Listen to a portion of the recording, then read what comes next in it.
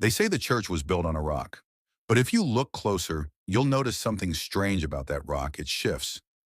The version of history many of us have heard isn't wrong so much as it is incomplete. What was preserved for us wasn't the whole story, but the story that served power best. In the earliest days, Christianity didn't resemble the grand institution we see now.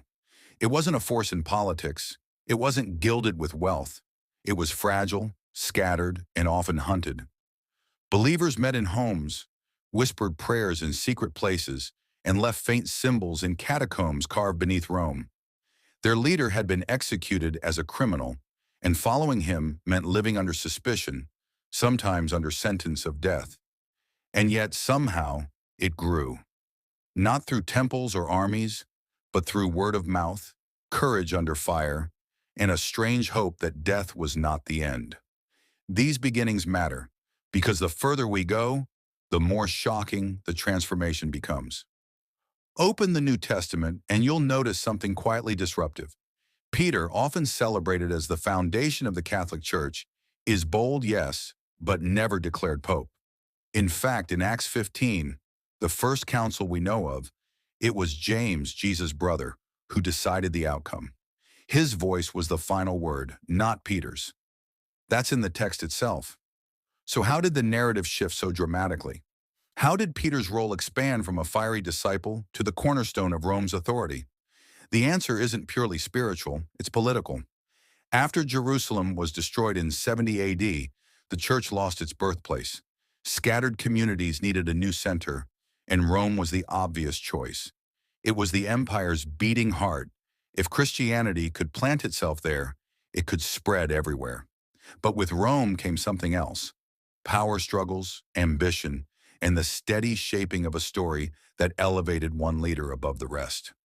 Enter Constantine, the emperor who, in 312 AD, claimed to see a cross in the sky before battle, accompanied by the words, "In this sign, conquer." With that vision, he marched to victory. Soon after, the Edict of Milan legalized Christianity. Persecution stopped. Believers walked out of the shadows. Churches rose where once there had been caves. But was Constantine a disciple or a strategist? The record complicates the story. He continued honoring the sun god, placing Sol Invictus on his coins. He joined pagan festivals long after his supposed conversion. He delayed baptism until his deathbed. What looks like devotion may also look like calculation, a way to use the momentum of Christianity to bind a divided empire. And if Constantine was calculating, he played his role well. In 325 AD, he summoned bishops from across the empire to Nicaea. Their task, to resolve bitter disputes over who Jesus truly was. Was he eternal and divine, or created and subordinate?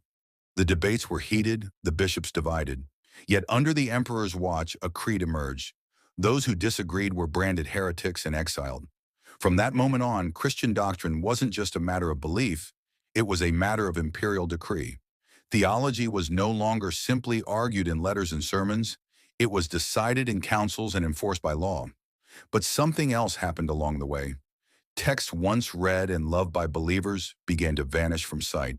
The Shepherd of Hermas, the Didache, the Gospel of Thomas, the Gospel of Mary, all works that circulated in the early centuries were slowly excluded from the canon. Why? Because they didn't align with the tightening boundaries of what Rome considered orthodox. Some of those writings, especially the Gnostic texts, emphasized a personal, inward search for God. They suggested a divine spark lived in each person, and that no hierarchy was needed to access the truth.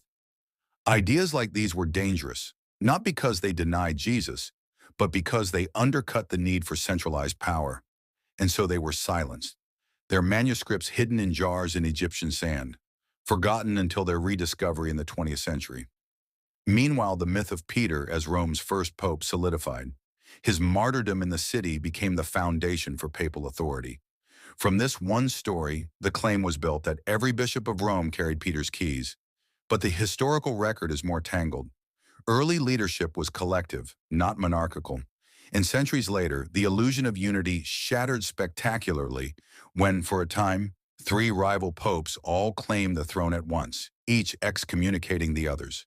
Yet the institution endured. The church grew into something far larger than the persecuted movement that had begun in the shadows. It baptized emperors and crowned kings. It built cathedrals and libraries. It preserved ancient wisdom and at times buried voices it did not want remembered.